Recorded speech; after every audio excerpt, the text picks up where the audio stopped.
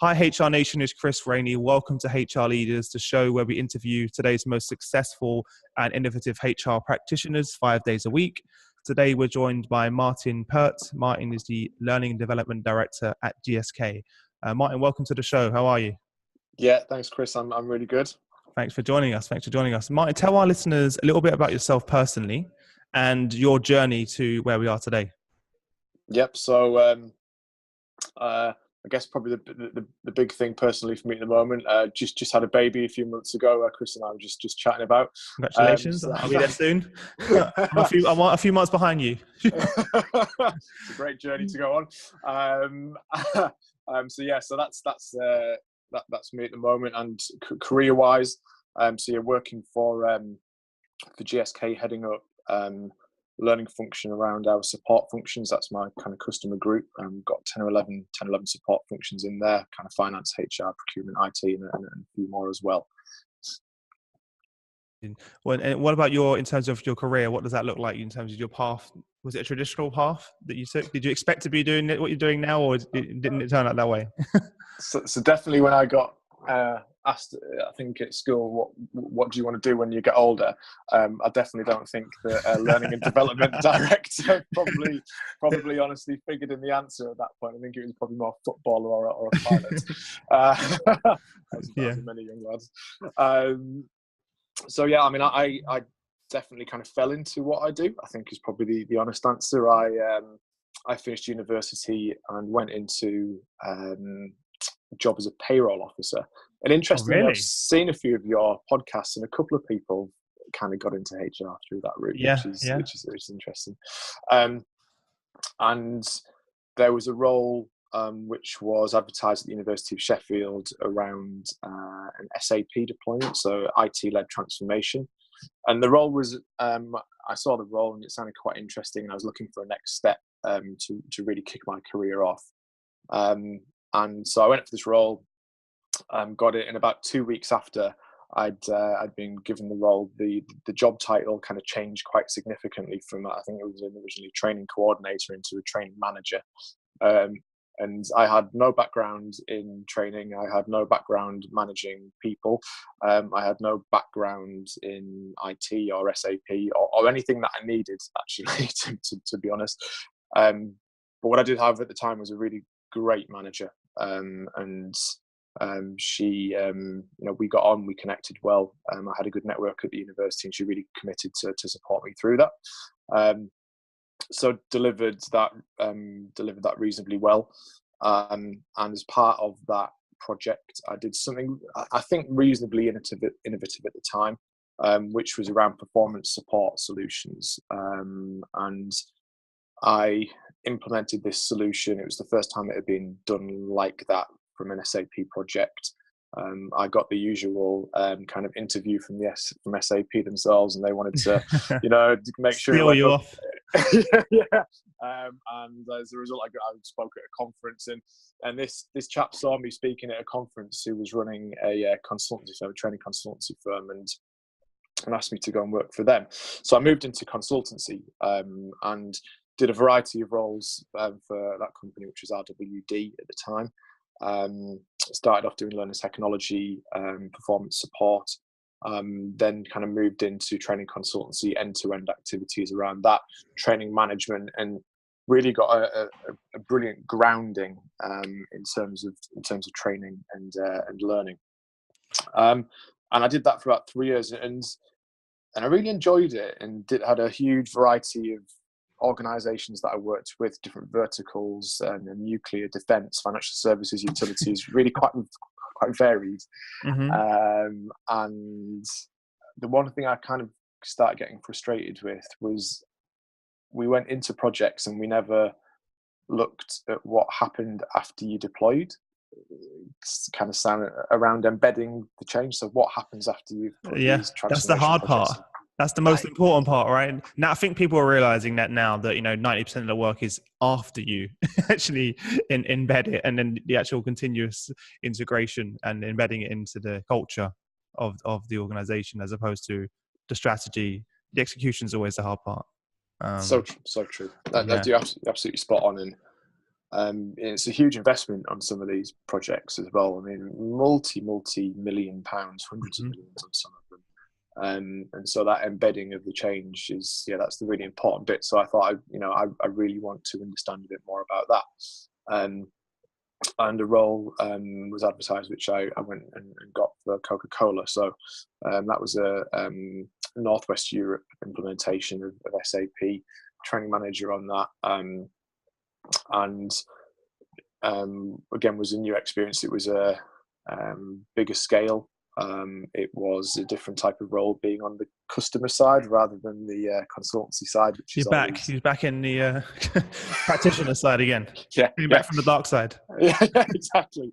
But it was great because I had all of these new skills, and it was so interesting going into. It must be, yeah. On paper, it was the same. It was the same role, but in a company. But in a company, yeah. But it was the same role as what I was doing at university. But actually, I suddenly now I had the background and the knowledge and the skills and the experience to be able to do it a bit differently and to shape it, which was really interesting for me to do. And did a number of countries for Coca-Cola, and then saw the job at GSK, which again was a similar job on paper, but again it was another bigger scale. So this was a global deployment. Yeah. And went in there, and that project evolved, and that was, it's still going now. It's just a huge project, and really started off with a kind of smallish team of which I wasn't the leader. I was a manager in there, and it grew from when I started probably 5 or 6 people to, by the time I left, it was 30 plus with vendors engaged. I created a shared service model in there. It was huge, and we were looking at deployment, steady state, all kinds of new technologies being used, and it was a really amazing experience actually to go through. So I love the fact that 90% of your experience of your journey, you gained the experience and knowledge along the way. Yeah, right? And not only that, you got to have it from both a consultative perspective. So you got that side of the coin, and you also got a practitioner perspective. It's really important, I think, that you have both sides. It's very valuable for you. You have a very unique perspective, unlike many others that perhaps haven't had that. And also, you've worked in, did you say defense? Yeah. Did you say defense? So you've gone from defense and aerospace to GSK. Right? So it's the very big challenges in both, obviously. But it's great that you have, again, quite unique. And how many years is that in the span of, roughly? So that will be around about 10 to 12 years. 12 years. So it's quite an incredible journey you've come on then to get to where you are now. So where you are now in your organization, I'm interested because over those years, things have changed quite dramatically in your world. And I was just wondering, what changes have you seen the most in L&D since you started? What's changed the most that's surprised you? What's changed the most? I guess, I mean, in my current role, I've moved into a broader learning and development role, which is outside of that kind of SAP area. I mean, I'm talking broadly as well. Yeah. Yeah. And if I look back about the big changes, I think if I look at performance support specifically, and I've got a lot of experience in that space, and if we look now, learning in the flow of work, which is learning professionals and performance professionals, we're now focusing more and more on how can we achieve that learning in the flow of work. The technology to support that has evolved so much from where it was. That would be one of the big things. So we used to have it, but it was clunky. It wasn't easy to use. It wasn't user centric. It wasn't a great experience. Integrate of anything. Exactly right. Yeah, it didn't. Right. It was just on its coding that you had to do and all these other kinds. You didn't have 4G. So you couldn't, stream it on your mobile, your iPad device, So I think we had the technology, but we didn't have the connection yet. Yeah. The truly, if we talk about the anytime, anywhere, any device, sort of where we are now, it's certainly come a long way, and that's really empowered employers and employees for their own learning, right? Yeah, it has, and and that is really, and I feel like that's really tipped. I think in the past year or two, if I'm honest, and I asked asked, we were working with a consulting organisation. I'm working on a project where we're reviewing all of our kind of standards and policies and procedures within GSK for the global learning organisation. And I asked the lady who came in, and she's really super experienced, much more so than I. Why have things tipped? Like why is it suddenly that mobile devices and technology and digital has just suddenly exploded? Because it has over the past year or Yeah, two, right? massively. That was going to be one of my questions as well. The impact of social media, I think, is the answer to that question. Is that if you look at the way people are consuming content now, it's completely changed. You only have to look at things like TED Talks, for example. People want that bite-sized piece. They want that content, but they want it in a packaged, in a 10-minute video and in a very easy to consume way. Same with LinkedIn. The introduction to video on Facebook, the introduction to video on LinkedIn. That's where people go for that learning, right? LinkedIn literally launched LinkedIn Learning, right? Because it was such a huge demand to have that. And I think it's people's way of consuming content outside of the company. Companies need to match that. So if you're a business and your employees are consuming content on Amazon Prime, on Netflix, on LinkedIn, on Facebook, in that corner, you have to. When it comes to this is just my opinion, building your L&D programs, they have to be able to consume it in the same way, seamlessly on their mobile, on however they want, in whatever way they want. If they want to listen to it on a podcast, I believe you should have an audio version. If they want to listen to it on their iPad, I believe you should. If they want to read it, amazing, read it. But I think you have to give people now that option. They're not going to go and log into your internal intranet and look for the content. I don't think that's going to work. I totally agree in that expectation has been driven by, as you say, it's become the norm in everyday life. And everybody, and it doesn't matter anymore. I don't. Well, it matters less is probably the right thing to say. What generation you come from? Are you Generation X? Are you Baby Boomer? Whatever it would be. You now have a mobile device that you use to access content on a day-to-day basis. Everybody does, and that expectation is there, and we need to match that expectation as a learning function. If we're going to survive, we need to go with it. We need to support people to be able to access that way. We need to change our mindset significantly from creating content to the curating content. I'm not saying anything new there. That's everybody knows that, but it is fundamentally quite a big shift, and also our businesses expect it of us. So the businesses that we support, I said my customer group is a support functions, and we need to make sure that we are giving them what they need to be able to do their jobs. It's so important. Yeah. So how have you adapted for this so far? What things have you guys done to put in place to keep up with this such a fast-paced moving industry? Because I think companies out there that are making these devices, and people like Netflix, Amazon, they're able to innovate quickly to keep up. But it seems like commercial organizations are lagging behind. And as you said, if you lag behind, you'll become irrelevant by some standing. Not to be too extreme, but it's true. How are you preparing your company at the moment and your department and the business?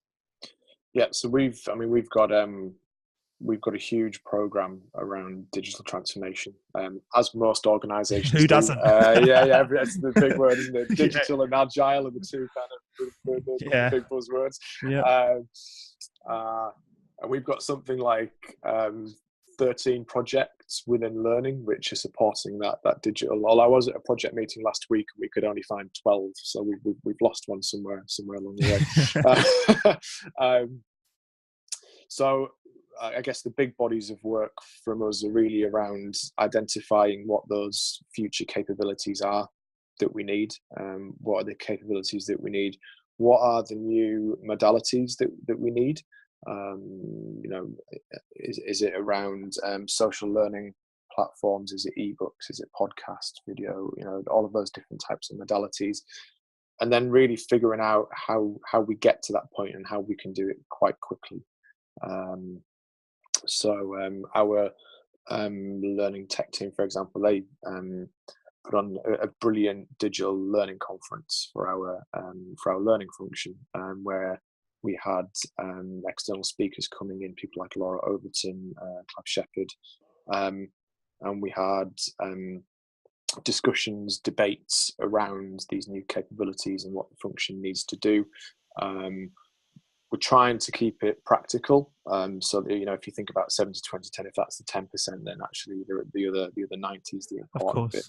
I mean, it's quite interesting. This has all happened reasonably quickly. In reality, for a company like ours, quite quickly. And we implemented a new LMS in January, which brought with it a lot of new functionality and capability.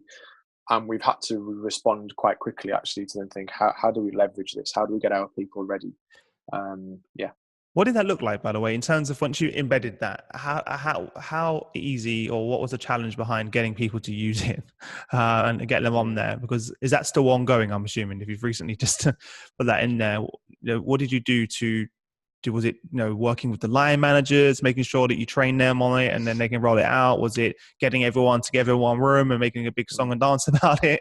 What was the workshops, one-on-one? What was the method of rolling that out to the business and the teams? Good question. So I probably don't know half of the work that went into it, but I know one of the big things for us was data. That was a big challenge for us in terms of making sure that we captured all of our data and got that into the new system. In terms of how we actually embed it, deploy it, into the conversation that we made earlier, how do we continue to use it and really embed it and really start that's using what I mean. I guess I kind of split it into two different two streams of work.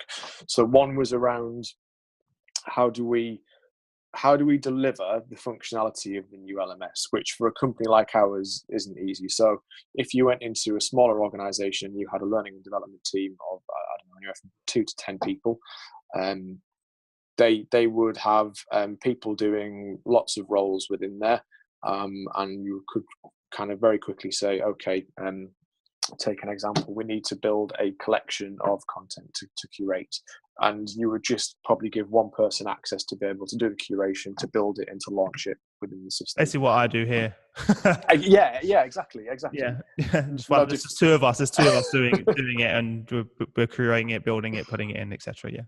And that can be done quickly. Yeah. In an organization like ours, that sits across probably 5 different teams, because you've obviously got a lot of specialization.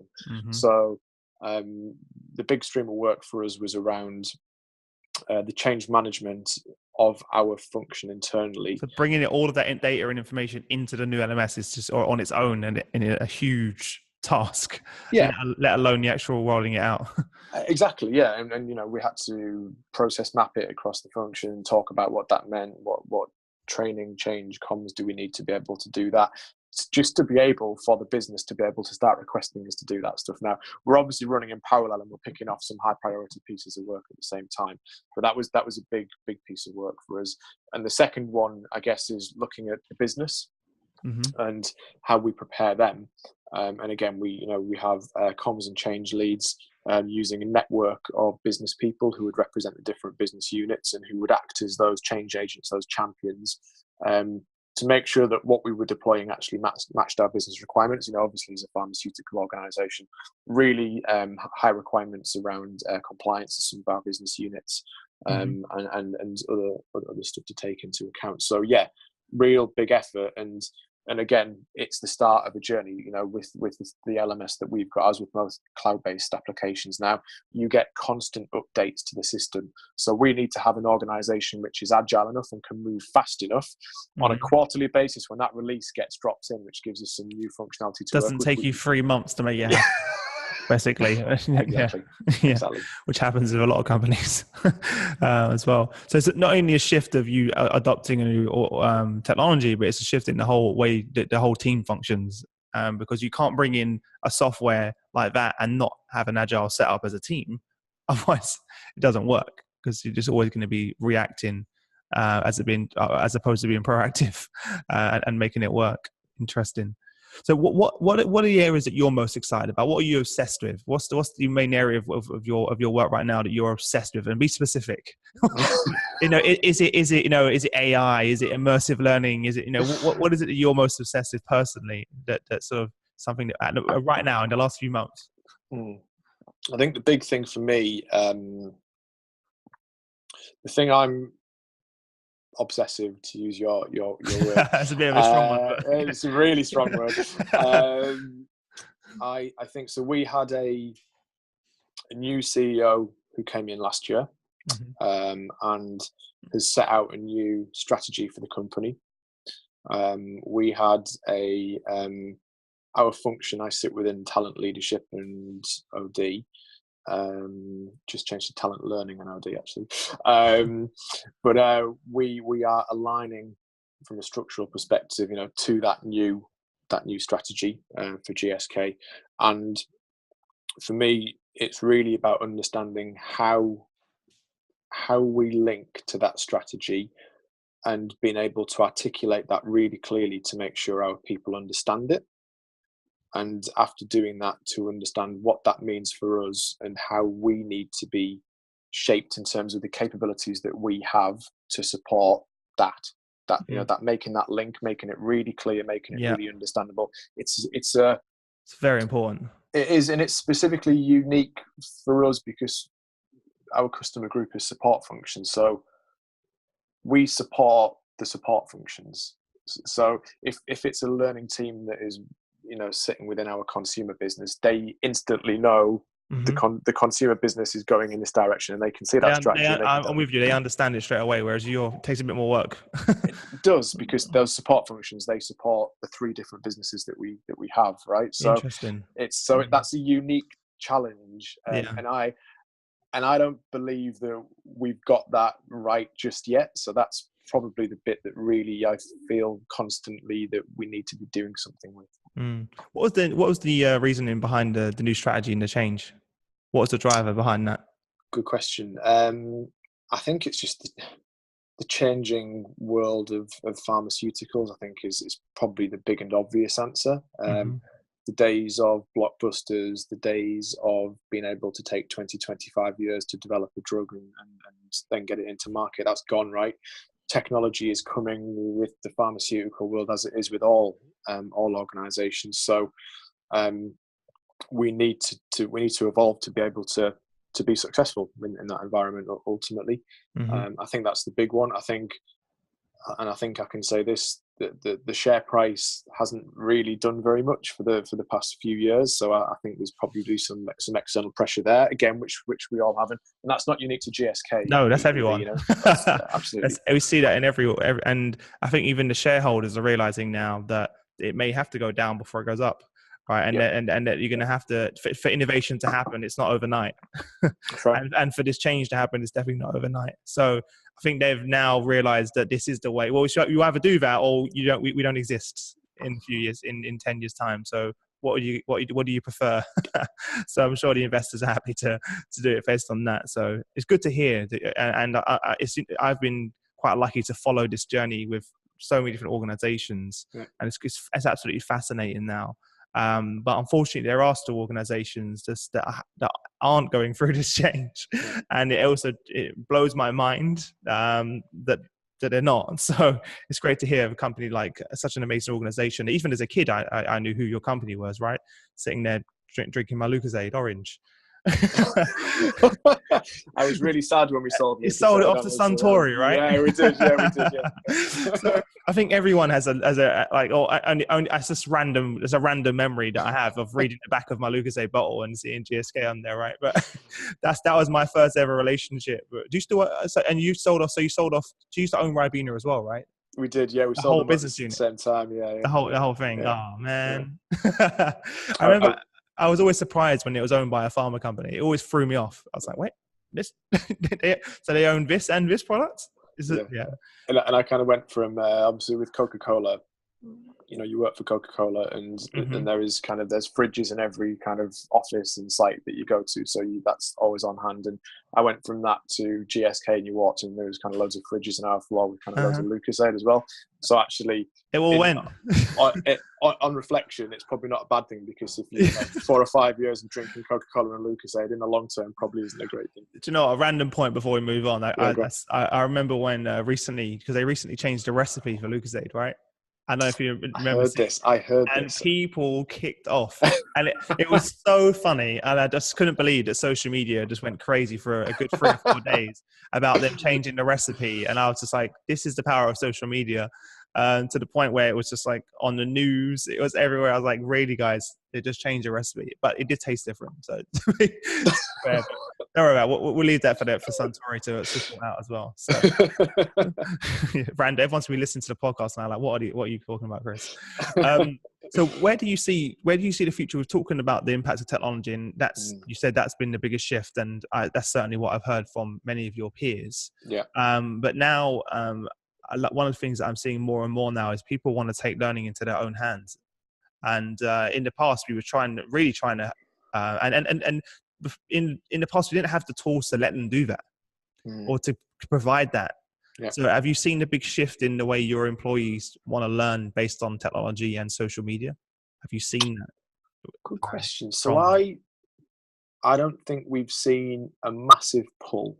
Is the probably the honest answer. Mm-hmm. Yeah, we haven't, and I honestly don't know why. That I think there's some cultural stuff in there. I think that we've still got a lot of the organisation who they will come to us and they will say, we've got this business problem, we'd like you to create a 30-minute e-learning course for us.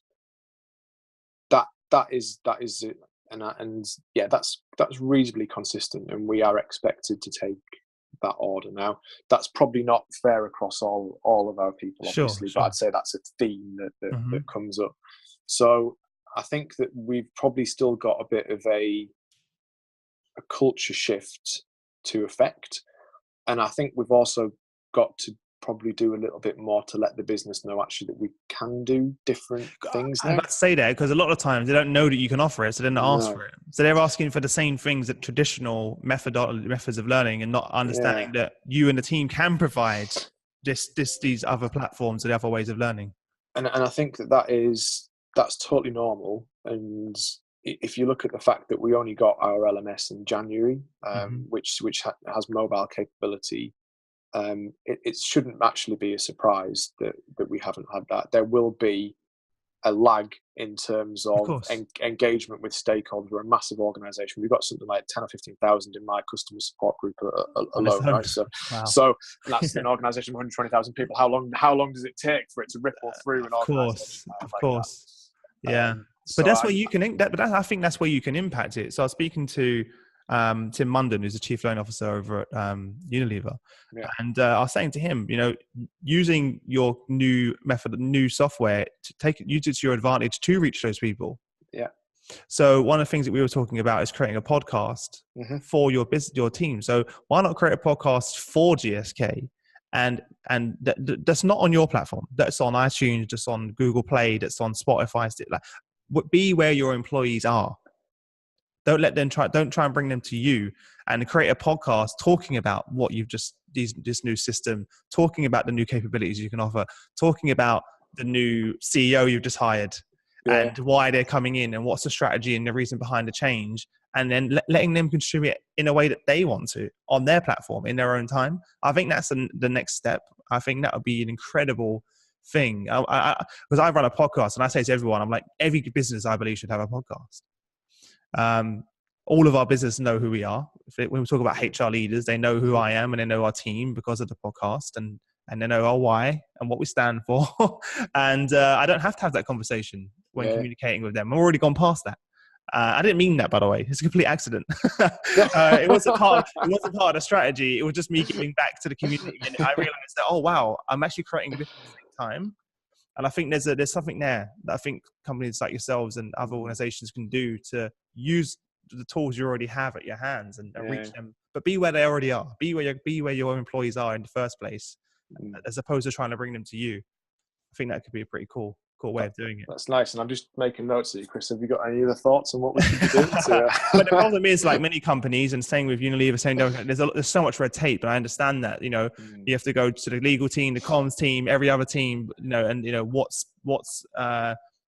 what can we share externally, because this is now on a public platform. But at the same time, if you talk about your inside voice should also match your outside voice. So whatever you should be happy to communicate internally, I think you should be able to say that externally for your customers, for new talent to hear about who you are and what you want to achieve. So I think now we're getting closer and closer where companies will be happy and open to share that. And you can't hide bad things as well. I think you should be very open to good, bad, and ugly, because that's real. Because you can hire those employees anyway, but they're going to find out after a few weeks of doing it as well. So I think that's a shift that I think companies should take. I've seen a few companies do it, a few startups that are doing it. They've got maybe 1,000 employees. They hire a new CMO, and rather than parading the CMO around the office, they get them on the podcast, talk about why they've hired him in, what their vision is, and all of a sudden every single person in the organization almost knows who Mike is, likes Mike, heard him on the podcast, feels like they know a bit about him, his background, right? And he had that connection, and now all of a sudden you kind of build this, and it's a cultural impact it does have on the organization. So just a random thought. No, it's interesting. I mean, it's a mindset shift, right? Around that stuff, and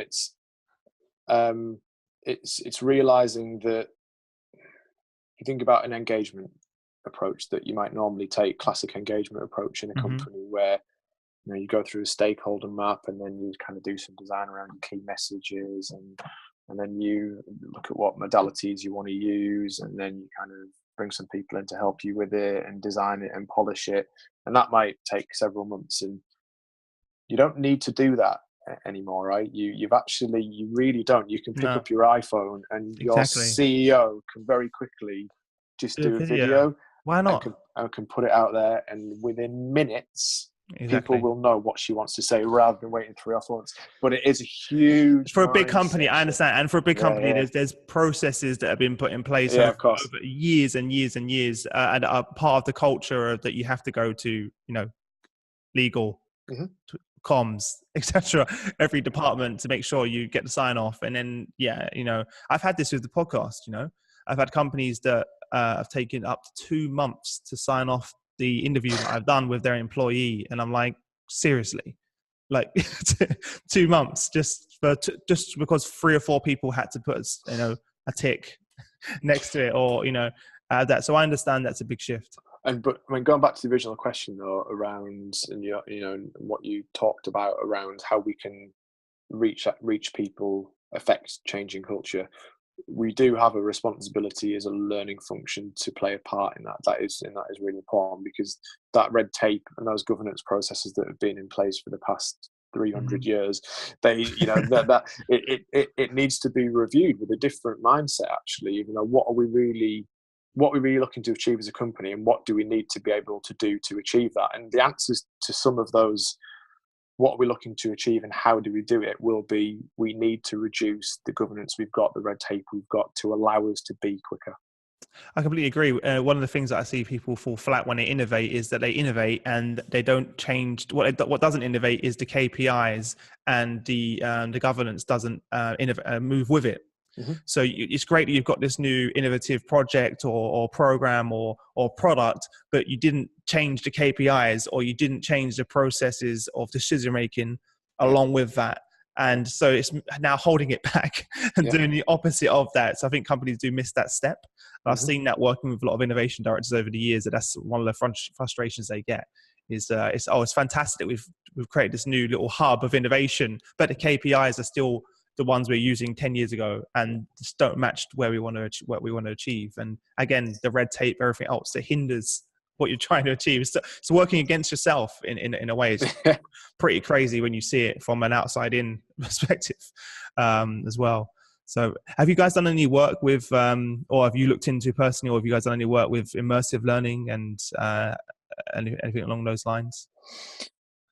I think our tech team probably have. I don't know of anything that's happened within my area. Just to check, immersive learning U class was Like AR VR.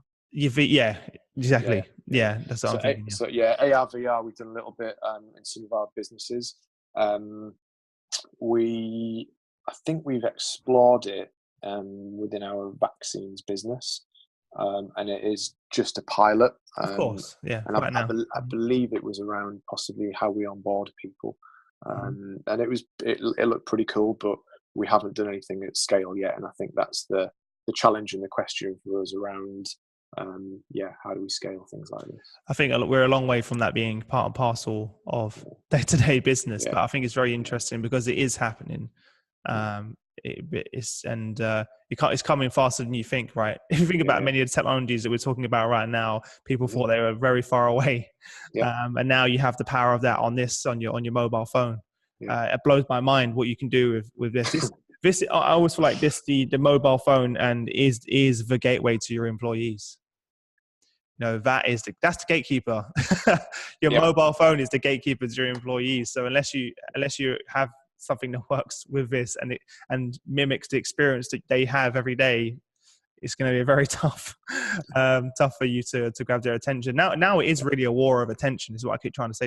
It's a war of attention because you think about the distractions that your employees have, the distraction that everyone has, to be honest, of the phone, the war of attention of where people's attention are. There's so many people have like up to 100 apps on their phone with 20 or 30 notifications happening at once. How do you actually capture their attention? It's a whole nother story, a whole nother conversation to have as well. So pretty cool. Well, look, that leads us quite nicely onto the quickfire round. Okay. Where I'm going to ask you 5 questions. Yeah. And you have no longer than 30 seconds to give us some amazing answers. Amazing. That's I always say that to everyone, so they're like, oh my God. What was the number one thing that was holding you back from becoming a leader in your field of L&D?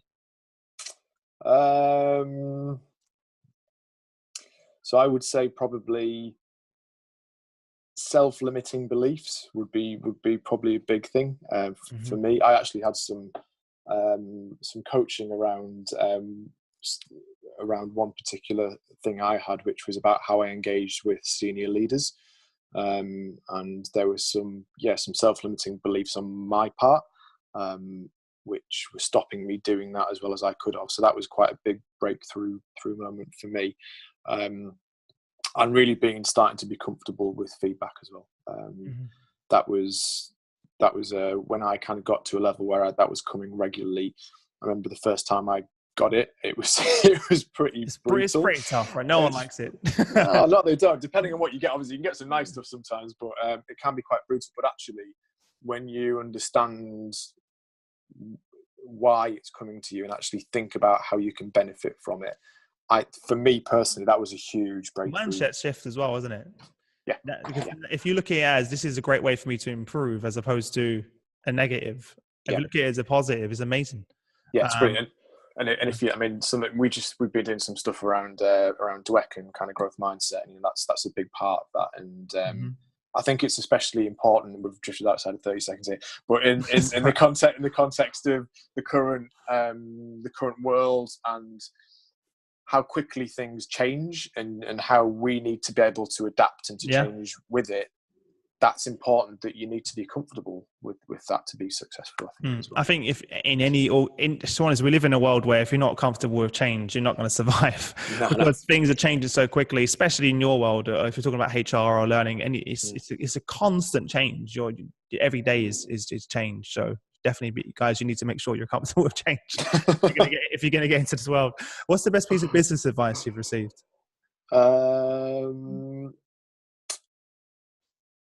Get exposure to as much as possible, and don't be afraid to put yourself in uncomfortable situations.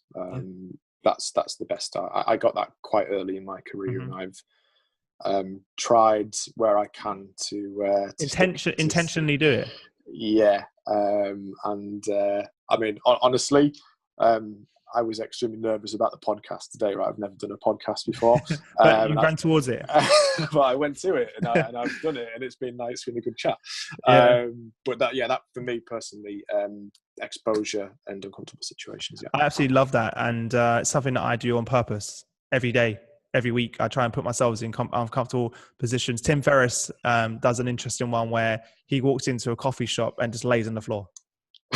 Like, he's like, and I was like, when I first heard it on the podcast, I was like, well, he goes, well, if you just put yourselves in really random, uncomfortable situations, you get used to it. So just randomly going into a coffee shop and just laying in the middle of the floor for a few seconds, and then everyone's staring at you, and then obviously it's a horrible feeling, and then getting up and just ordering your coffee.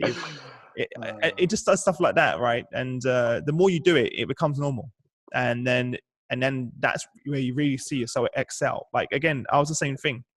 The podcast for me I was terrified when I first did a few podcasts. I felt like an imposter on my own show. I was like, what am I doing here? I've never done this before, but now it's like to be honest, before every single episode, I get a bit nervous. But that's normal. Yeah. And that's what people have to realize. That's there's never, that's how we're designed as human beings to protect ourselves from those situations, right? That's perfect. What's one book do you recommend? Or you can more than one book if you have some more in mind, because I know a lot of people are like, Chris, one book's really hard. This is a book that you can recommend to our leaders, and why? It doesn't have to be L&D related, by the way.